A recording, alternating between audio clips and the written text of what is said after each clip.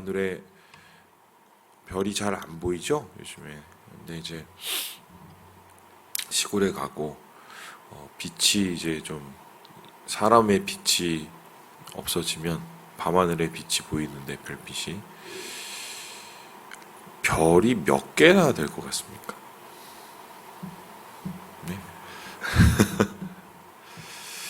제가 정확하게 기억하는지 모르겠는데 10에 22승계인가 뭐. 근데 그게 이제 어느 정도냐면 우리가 사는 지구의 바닷가의 모래하고 사막에 있는 모래를 다 합쳐서 곱하기 10을 하면은 그거랍니다. 그거 얼마나 많은지 좀 이해가 되실까요? 그런데 그 별이라는 게 우리가 사는 지구 같은 게 아니에요. 이건 행성이고 별은 태양이에요. 태양이 바닷가와 사막에 있는 모래에 10배가 있는 거예요. 그러면 거기에 달려있는 또 이런 지구같이 딸려있는 행성들이 있겠죠. 우주에 뭐 외계인이 있냐 없냐, 외계 생명체가 있냐 없냐 뭐 얘기를 하지만 우리가 알 수가 있겠어요? 근데 전체 크기의 우주를 생각하고 별의 숫자를 생각하고 거기에 담겨 있는 또 행성을 생각하고 그 행성을 살고 있는 우리를 생각을 해보면 한 사람의 크기, 이 세상, 이 우주의 크기하고 비교를 해보면 이건 먼지도 안 됩니다. 그러니까 저의 존재라는 거는 사실 없음하고 거의 같은 거예요. 이 전체의 크기에 비해 보면. 그리고 제가 또 한번 여쭤보겠습니다. 인간의 역사가 얼마나 될 것 같습니까?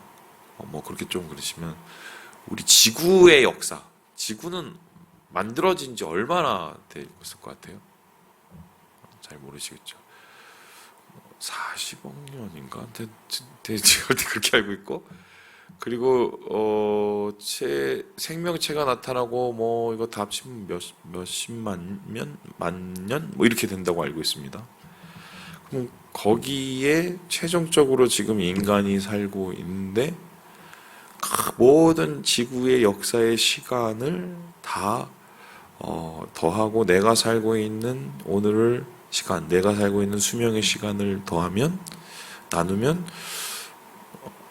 먼지에 불과한 그런 인생이 우리예요, 사실은.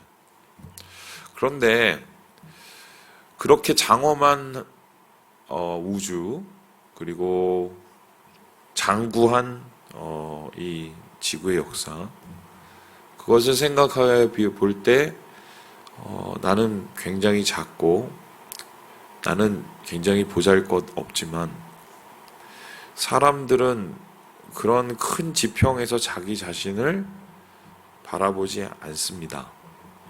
어떻게 생각하느냐? 내가 사는 오늘이 전부고 내가 사는 세상이 전부라고 생각을 하면서 삽니다. 우리는 정말 먼지에 불과하고 스쳐 지나가는 시간에 불과함에도 불구하고 사람들이 이 모든 것을 다 자기의 시간이 전부인 것처럼 생각하는 것은 인간 한 명 한 명이 지극히 어떻게 보면 자기 중심적이기 때문입니다. 당연하죠.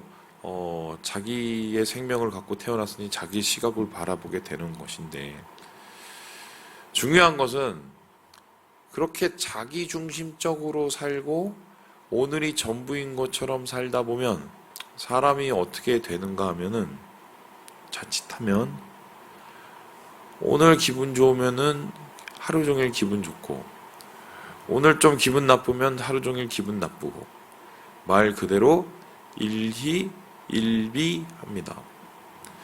당장 뭔가 풀리지 않고 내 생각대로 안 되면 세상이 다 끝나는 것처럼 느껴지고, 그리고 뭐 하나가 풀리면은 온갖 것을 내가 다 가지고 할 수 있는 양 생각되고, 긴 시간과 또한 큰 우주를 생각할 때 사실 우스운 얘기인데 사람들은 그렇게 하루하루를 일희일비하면서 살게 되지요. 근데 문제는 그렇게 일희일비하고 살면은 행복하게 살면은 좋겠지요? 그런데 우리가 뒤 돌아보면 생각을 해봅시다.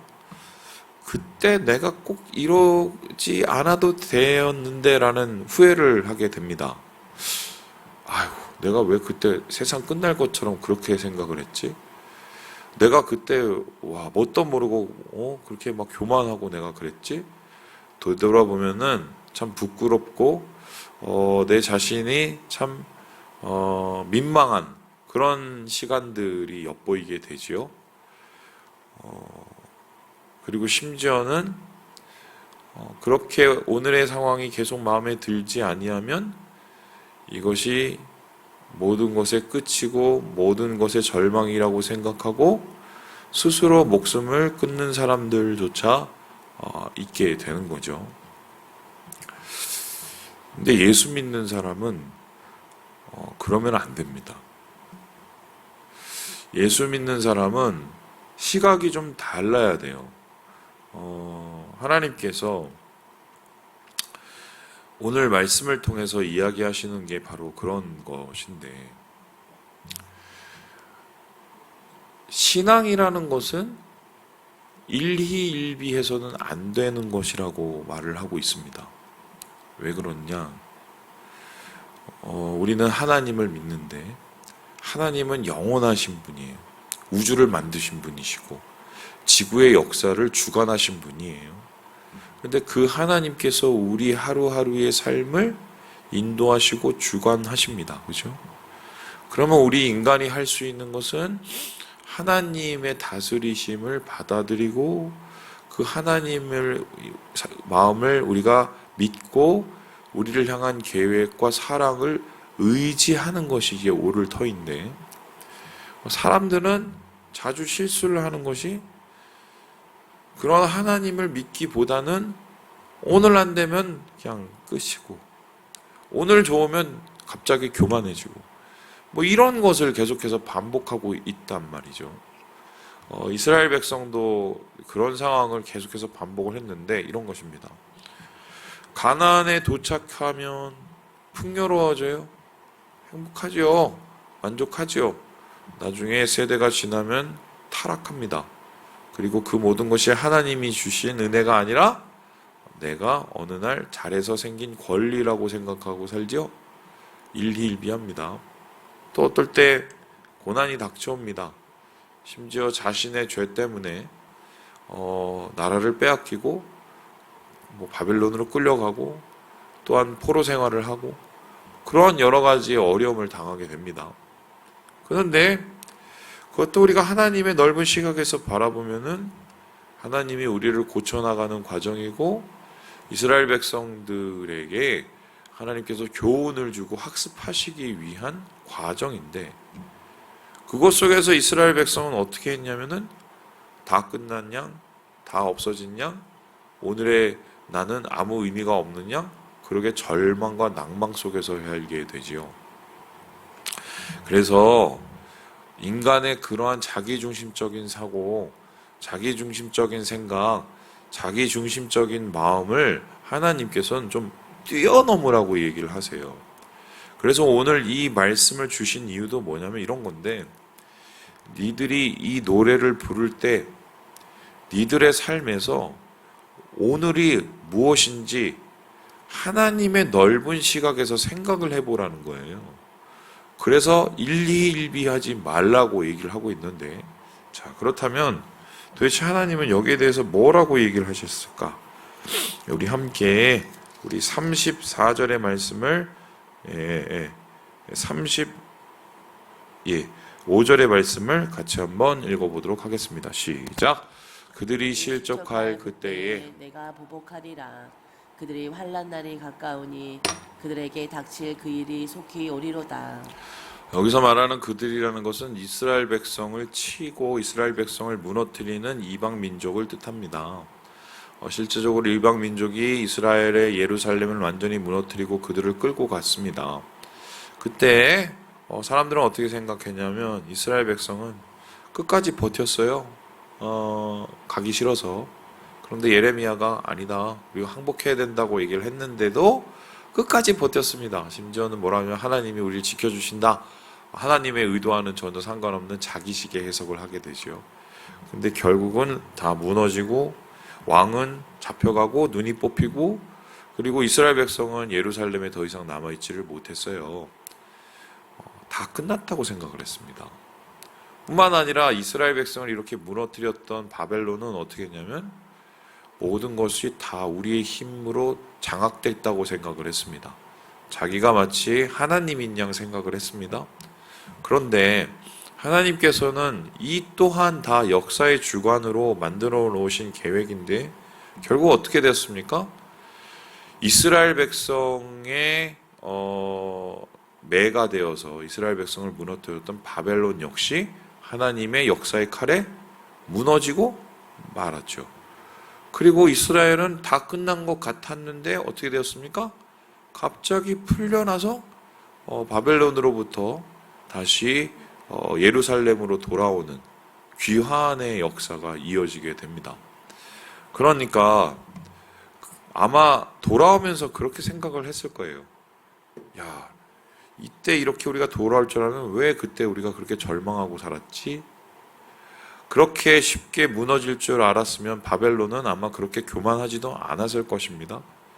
근데 사람들은 하나님의 주관과 다스림과 역사의 지평을 바라보지 못하고 바로 오늘밖에 보지를 못하니까 그 오늘만 바라보는 시각에서 절망하거나 자만하거나 엉망이 되거나 그렇게 되고 만다는 것이죠.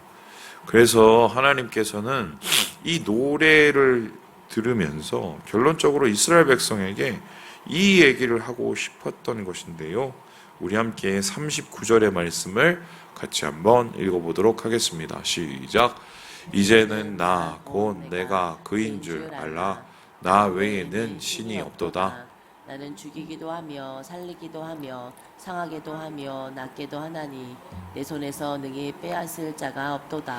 하나님께서 결과적으로 그 모든 것 가운데 드러내시기 원하시는 것은 하나님 자신이에요. 하나님이 어떤 분인가를 알기 위해서 역사 가운데 주관하십니다. 어떤 분이십니까? 하나뿐인 하나님, 모든 것의 주인이신 분. 그런데 그 주인이신 분이 이스라엘 백성에게 관심을 가지시고 그들을 만들어 가신다는 것이죠. 그래서 하나님께서는 이러한 하나님의 계획을 이스라엘 백성이 미리 알기를 바랬고 일희일비하지 않고 하나님의 역사, 하나님의 다스림, 하나님의 주관 하에서 우리의 시각을 넓히기를 원하셨던 거죠. 자, 그렇다면은 오늘 말씀을 통해서 우리가 깨닫게 되는 것은 도대체 무엇일까요? 제가 항상 얘기하지만 끝났다고 다 끝난 게 아니고 잘 된다고 다 잘 되는 것도 아닙니다. 예. 그리고 내가 잘 안 된다고 내 자식들이 다 잘 안 되는 것도 아닙니다. 우리가 결국 눈을 넓혀서 의지하고 바라보며 하나님을 신뢰해 나갈 때 거기에서 우리의 삶의 의미를 찾고 삶의 방향을 찾아야지 자꾸 오늘 지금 이 시간 여기 우리가 거기에 자꾸 시간을 맞춰버리면 나는 세상에서 제일 불행한 사람이 되거나 아니면 나는 세상에서 굉장히 교만한 사람이 돼버릴 거예요. 그래서 예수 믿는 사람은 길게 봐야 돼요. 길게. 그럼 길게 보면 어떤 일이 일어났냐? 요한이 제자들 중에 제일 오래 살았습니다. 그렇죠? 다 죽고 요한 혼자 남았어요. 다 막 어디 가서 십자가에 못 박혀 죽고 또 순교하고 다 죽고. 오래 살았던 요한은 행복했을까요? 아니면은 굉장히 힘들었을까요? 힘들죠? 왜냐하면 자기도 주님의 부르심을 받고 뭐 순교를 하고 싶었는지 모르겠지만 하여튼 이미 간 제자들처럼 그런 마음이 있지 않겠어요? 그런데 하나님께서 요한을 끝까지 남겨두신 이유가 뭡니까? 요한에게 보여주시기 위함인데 그 보여주신 것이 뭐였어요? 세상의 끝이었습니다. 그 세상의 끝의 이야기가 우리가 알고 있는 66권의 마지막인 요한 뭐죠? 계시록입니다. 요한계시록의 결론이 뭡니까? 끝난다고 다 끝난 게 아니고 잘 된다고 다 잘 되는 게 아니다. 뭐예요? 우리의 삶에 하나님이 계시고 하나님이 이 모든 것의 결론이시라는, 그래서 일희일비 하지 말고 고난 속에서도 제발 희망 가지고 살아가라고 이 얘기를 하시기 위함이었죠. 요즘 같은 시대 참 어렵고 힘든데 우리에게 필요한 말씀이라고 저는 생각합니다. 자꾸 오늘에 매몰되지 마세요. 지금 상황에 자꾸 무너지지 마시고 안 된다고 다 안 된다고 생각하지 마세요. 하나님은 그러신 분이 아니십니다. 역사의 지평을 열어서 주님을 바라보시고 하나님의 주권 속에서 우리의 길을 찾으시는 오늘 하루가 되시기를 주님의 이름으로 축원합니다.